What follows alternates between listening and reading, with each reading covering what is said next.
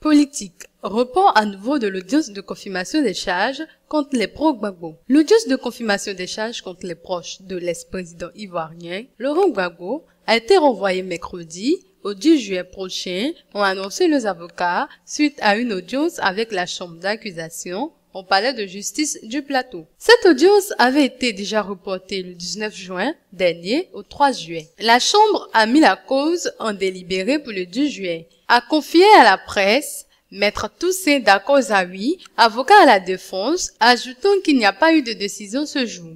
Au cours de l'audience tenue à huis clos, il était donné d'assister à l'intervention du parquet général et aux plaidoiries des avocats, a-t-il relaté. Selon les défenseurs de pro-Gbagbo, 3 hypothèses se dégagent au thème de cette audience. Il s'agit soit de la confirmation des charges, soit de la nullité de la procédure ou de la poursuite devant la cour d'assises. Maître Cireli Clédo, du barreau de Dakar, a expliqué que cette étape de la procédure consiste à examiner les dossiers transmis par le juge d'instruction à la chambre d'accusation pour voir s'il y a lieu de ne pas poursuivre certains, s'il y a lieu d'alléger les charges pour d'autres ou encore s'il y a lieu de confirmer les charges contre d'autres aussi. Pour l'avocat sénégalais, les questions abordées au cours des débats ont été très complexes dans la mesure où il fallait également analyser les pièces transmises par le juge d'instruction et s'assurer qu'il y a, d'une part, une enquête à charge et d'autre part, une enquête à décharge pour garantir l'équité et l'objectivité de la procédure. Nous avons surtout eu à insister sur la nullité de la procédure et la violation des inculpés. Aucun droit des inculpés n'a été respecté.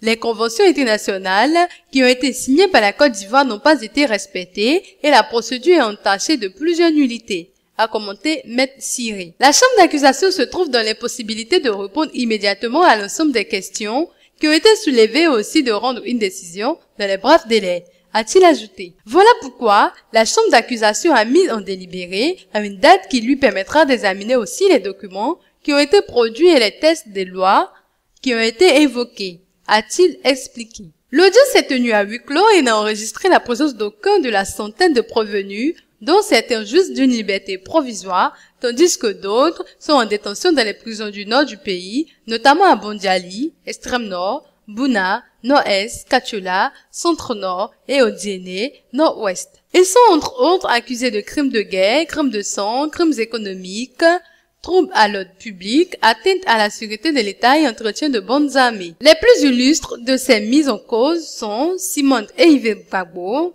l'épouse de l'ex-chef de l'État, Afin Guesson, président du Front populaire, Ake Ngbo, dernier premier ministre de Laurent Gbagbo, Michel Gbagbo, le fils de M. Gbagbo, ou encore l'ex-gouverneur de la Banque centrale des États de l'Afrique de l'Ouest, BCEAO, Philippe Dakouri-Tablé. Ces cadres de l'ancien parti au pouvoir ont été pour la plupart arrêtés le 11 avril 2011 à la fin de la crise post-électorale de novembre 2010 à avril 2011, alors qu'ils étaient avec Laurent Gbagbo, retranché dans son bunker de la résidence présidentielle à Cocody, le quartier chic d'Abidjan. La crise post-électorale ivoirienne est survenue à la suite d'un contentieux au deuxième tour de l'élection présidentielle organisée le 28 novembre 2010. Le règlement pacifique de la crise n'ayant pas abouti, les deux camps, Gbagbo et Ouattara, se sont livrés avec leur soutien respectif à une guerre sanglante et meurtrière qui a coûté la vie à plus de 3000 personnes et causé d'importants dégâts matériels,